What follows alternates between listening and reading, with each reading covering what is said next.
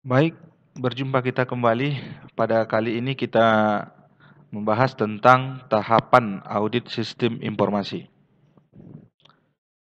Di dalam melakukan audit sistem informasi, maka tentu ada panduan-panduan yang kemudian menjadi langkah-langkah kita melaksanakan pelaksanaan audit tersebut. Tahapan itu dapat berupa perencanaan, pemeriksaan lapangan, kemudian membuat pelaporan dan memberikan tindak lanjut, follow up. Sesuatu kegiatan, apapun itu, kita sepakat haruslah ada perencanaannya. Karena sesuatu kegiatan yang tidak direncanakan, itu kita tidak bisa mengukur hasil, outcome, timbal balik apa yang kemudian kita ingin dapatkan. Maka perencanaan ini selalulah harus kita terapkan dalam kegiatan apapun. Maka untuk itu, perencanaan di dalam pelaksanaan audit sistem informasi dilakukan tentu untuk menentukan ruang lingkup. Jadi ketika kita melakukan perencanaannya, apa aja yang kemudian menjadi hal-hal yang perlu kita rencanakan sebelum kita turun ke lapangan. Nah itu skopnya, ruang lingkup audit apa, di bidang apa yang kemudian perlu kita koreksi, perlu kita lakukan pemeriksaan. Nah itu tentu disepakati dengan pihak auditinya, pihak yang diaudit. Nah, dia mau diaudit apanya gitu. Soalnya kan di organisasi itu banyak sekali bidang. Ada bidang pemasaran, ada manajemen, dan lain-lain. Nah, kalau masuk kepada bidang IT, di IT sendiri pun banyak juga bidang. Ada bidang pemrogramannya atau programmernya, ada bidang analis database.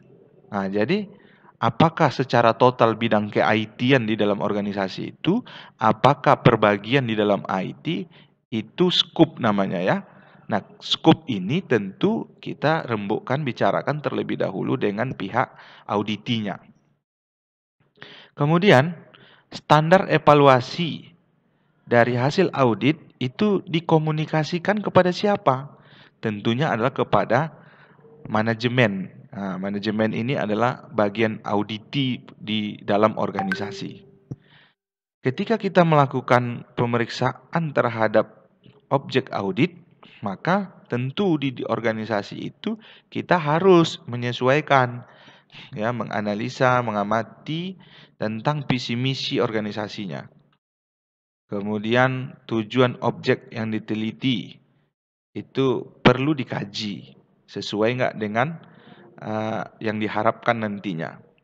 Kemudian kita juga harus mengetahui kebijakan-kebijakan yang ada di dalam organisasi itu supaya kita bisa melakukan sinkronisasi atau penyesuaian antara yang akan kita audit terhadap standar-standar di organisasi. Kadang-kadang kita menemukan di lapangan seperti misalnya hal yang aneh kita pikirkan. Loh, ini kenapa kamu lakukan seperti ini? Kan ada kadang-kadang pertanyaan itu timbul gitu. Nah, maka ada istilahnya kebijakan daripada pihak manajemen gitu yang sifatnya terkadang tidak tertulis gitu. Atau ada yang kemudian dipesan di bagian bidang-bidang tertentu itu gitu. Jadi itu perlu kemudian kita ketahui juga. Karena supaya nanti bisa istilahnya berjalan lancar proses audit itu, tidak kemudian berselisih paham dengan pihak yang diaudit gitu. Perencanaan itu meliputi ya beberapa aktivitas. Nah, jadi apa aktivitas dalam perencanaan ketika kita mau melakukan audit di bidang sistem informasi ini? Ya, yang pertama adalah penetapan ruang lingkup dan tujuan audit itu. Jadi kita tentukan di awal ruang lingkupnya apa tadi. Ini ruang lingkup ini scope yang kita bilang tadi di awal ya. Kemudian tujuan audit ini untuk apa? Artinya nanti ketika hasil audit sudah selesai, maka akan ada rekomendasi gitu atau hasil kesimpulan dari pelaksanaan audit gitu. Sehingga tujuannya itu bisa diukur. Kemudian setelah kita menetapkan ruang lingkup, kan artinya kan udah dapat tuh pekerjaan-pekerjaannya, dan begitu juga dengan tujuan, maka kita lakukan lagi yang namanya pengorganisasian tim audit.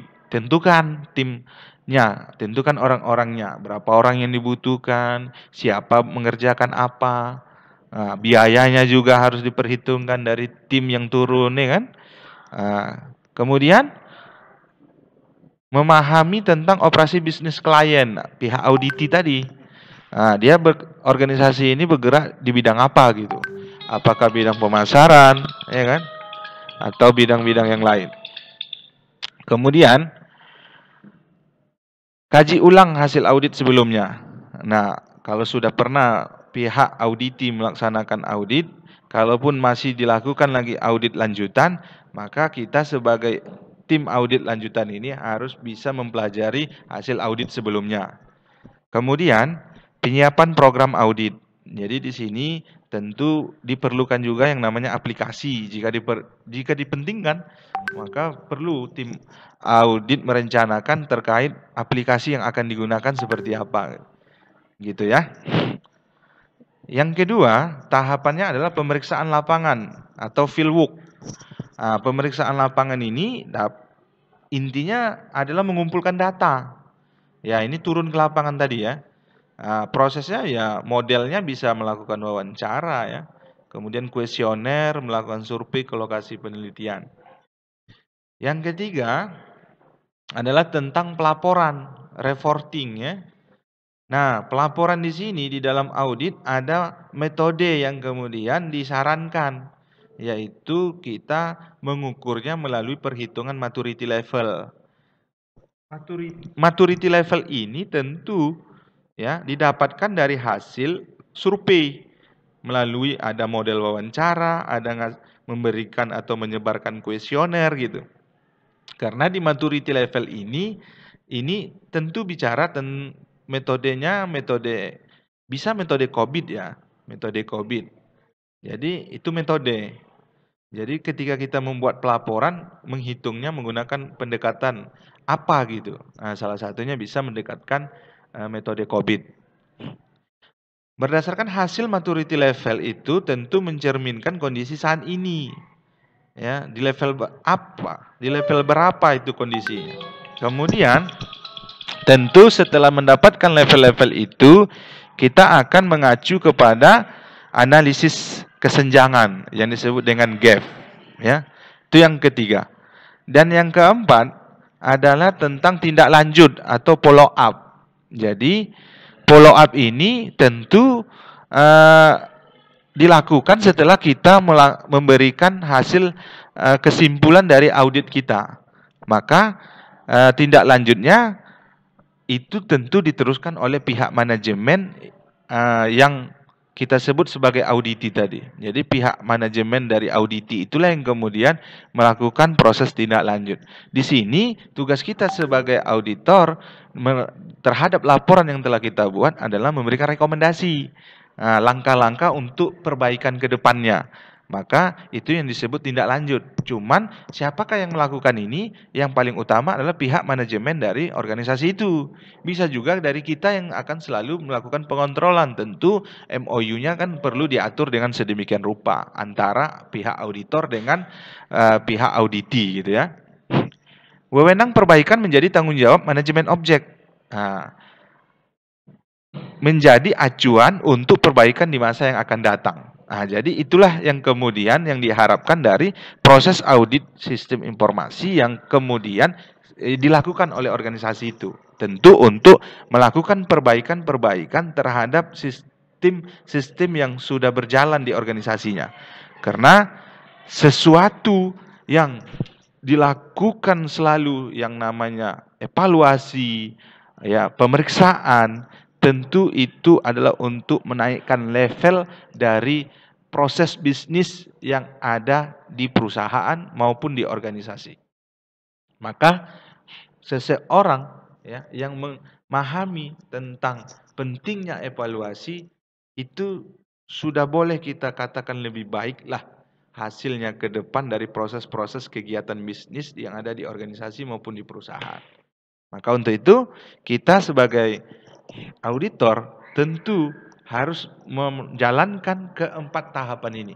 Kita harus siapkan semua catatan-catatan mengenai 4 tahap atau 4 langkah dari proses audit sistem informasi ini. Nah, bentuk yang kita siapkan itu adalah berupa catatan-catatan, rekomendasi-rekomendasi yang tentunya itu harus tertulis, ya. Jadi bentuknya adalah berkas yang nanti bersifat bundelan-bundelan.